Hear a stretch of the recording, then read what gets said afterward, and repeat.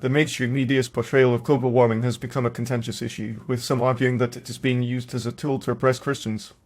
At first glance, this claim may seem far-fetched, but upon closer examination, it becomes clear that there are indeed some subtle yet insidious ways in which the media's coverage of global warming can be seen as antagonistic towards Christians.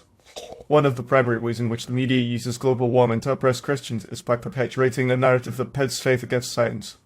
The media often portrays Christians as being anti-science and opposed to the idea of global warming, which is simply not true. Many Christians accept the scientific consensus on global warming and are actively working to reduce their carbon footprint and protect the environment. However, the media's narrative often ignores these Christians and instead focuses on a vocal minority who reject the idea of global warming. This narrative has the effect of marginalizing Christians and making them seem out of touch with reality. It also creates a sense of moral superiority among those who accept the idea of global warming, which can be alienating and oppressive for Christians. By framing the debate of global warming as a battle between faith and science, the media creates a false dichotomy that forces Christians to choose between their faith and their commitment to the environment.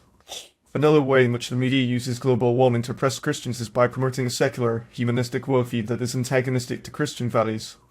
The media often portrays the fight against global warming as a moral imperative, one that requires individuals to put the needs of the planet above their own selfish desires. While this may seem like a noble and altruistic goal, it can also be seen as a thinly veiled attack on Christian values such as individual freedom and personal responsibility. For example, some environmentalists argue that the solution to global warming requires a radical transformation of our economic and social systems, one that would involve significant government intervention and control over individual behavior. This kind of thinking is anathema to many Christians who value individual freedom and limited government intervention. By promoting a secular, humanistic worldview that prioritizes the needs of the planet over individual rights and freedoms, the media is effectively oppressing Christians and marginalizing their values.